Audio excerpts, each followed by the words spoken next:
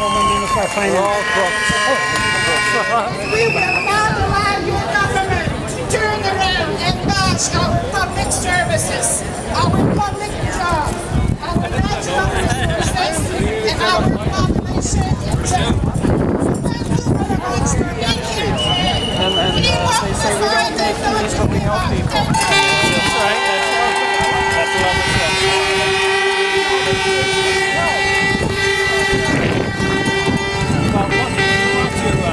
Brothers and sisters, I just noticed that the Minister of Human Resources is maybe he'd like to come over and talk to If you want to send me any details, I can check out both. Your situation. He's not looking at me, he's kind of ignoring me, but I'm going to ask you again to come and speak to your employees. That's another thing. Could they help you with As Minister of Human Resources. Well, maybe there's a way to cut some of the costs that you currently have. And save you something there. But you can talk to the banks, but certainly if there's something nice specifically you'd like me to check out, I can do that. Is it nice to be in the opposition and you could listen to people? Like you knew the financial situation. How do you feel? Just come here and listen to people, but you can't do anything about it. It's sad. It's sad. You know, because we were on a very clear path of this province coming around, and we had the reason we had our budgets for 2 years in a row well below budget, a couple $100 million in both cases in both years. The reason we were seeing improvements inside of government services was the people in the system, and any comparisons we were doing of how to get better, it was about can we create efficiencies in the system by the people that own it and deliver it, and here's the benchmark. So we were trying to create these targets, and it was working. And so when I see something here where decisions are made haphazardly. What did they say? What did they do that you are pissed off or disappointed? Seniors. Let's look at the seniors. Okay. All right. So you take the increase. We're the highest now in the country. Where's the problem? And we didn't get it solved. But the problem is we're building too big an institution. We're building these great big hospital nursing homes. And Miramichi, isn't that a good thing? Isn't that a good thing? No, it isn't. No, how come? I mean, if you talk to the operators up there, they'll say, I have a very good nursing home. I could spend $5 or $10 million on the renovation, and I can solve this. 2 operators can cover all this issue. So what happens 20 years from now? When the bubble goes through, you're left with this huge, great warehouse. And what are you going to do with it? It's not forward thinking. It's political pandering at its best. Our situation is we're overbuilding in this province, and we can't stop spending. Why do we have to raise the HST, and that'll come next year? Why do we have to make all these piddly cuts here and there? Because we're spending $1.8 billion of new money. Where's it coming from? Everybody that's here, you and I, it's coming from every one of us. But we don't seem to connect the dots. And what's happening all the while this is going on? The deficit's going up. How come you guys can't sit together? We did. Oh, no, you guys all together. Charles, we did sit together. And I outlined everything that I saw, everything that was working, the great people that were driving results. First thing they did was disband the team that was delivering. Just threw them out. I can understand they might not want me on it, but everybody else, nonpartisan. They had no connection with the Conservative Party. Then they went into a case firing. The top 5 people that I worked with are now gone.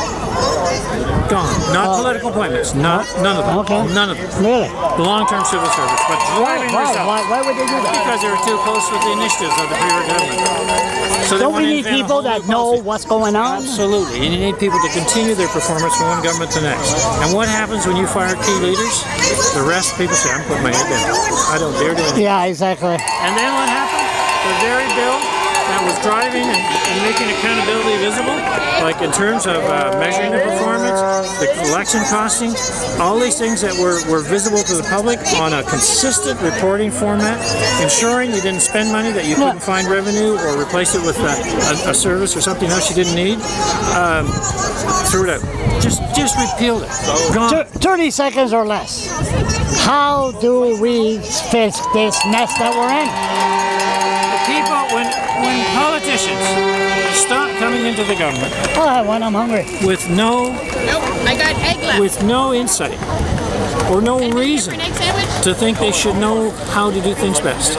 Listen to the people, put the targets on the table that this is our situation. We were doing that. We were laying out these targets because the people in the system have a vested interest. Charles, the difference that I saw between private sector and here, we're all on the same page in government. We want better health care. We want better seniors care. We want better education.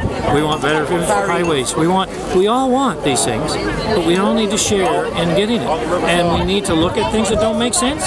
If we have the highest number of civil servants per capita, well, then we should work at rationalizing that down. And we were 500 a year when people were retiring at about 1,500 to 2,000. But we restructured as we did it. So it was just a slow process as people retired. I mean, when you think of reducing the deficit, our growth in the deficit dropped by 450 million. Well, how did it do that? It did that with the people in the system, and it did that through a slow, methodical process each year. One thing, just quickly, I'm going to ask I already asked the Premier, asked some people. You would know, the language commissioner, does that position cost $500 million a year to run? You would know. I don't know the number that it would cost to run, but I don't think it's no. You said $500 million. $500,000. I don't know. It's possible. I think this. Why do we need it? Bernard Lord, bring it in. Why do we need it? You talk about cut. But I think it goes along with a lot of the things that we see here with these cuts to daycare. You know, these cuts to these increases to seniors. That's not going to solve the big picture. It's making rational decisions on things that make sense. It's sitting down and saying, well, okay, how should we look at some of the things we do every day? Does it make sense? And you know, I guess I use an example, the home energy program. You know, it was put in place at a time when oil was maybe $60 a barrel. Yeah. Right? And now oil is back to $60 a barrel. No, sorry. It was put in place at a time that oil was $140 a barrel. Yeah, that's right. And now oil's back to 60. Well, if oil stayed at 60, we'd never have it. But you can't take it away. But people have to look at that and say, well, does that make sense anymore? Because things have changed. We need to do that all over the... I think we got Acadians. We got I'm a Frenchman, I can say that. Serge Roussel. I mean, he has a huge frog in his throat. My God, it should need an English translator. But what I'm saying is we have Acadians, MLAs, and the Acadian minister that could take care of our Acadian race. We don't need a language commissioner to pay $500,000 a year. That would be easier for you to argue than me. Yeah, exactly. But I'm not putting you on the spot, but I just finance. When I talk to people in any part of the province and in any sector, francophone or anglophone, I get the same result, the same commitment, and the same interest to do what makes sense. Unfortunately, when it gets into the political arena, the sensible part goes out the window and politics takes over.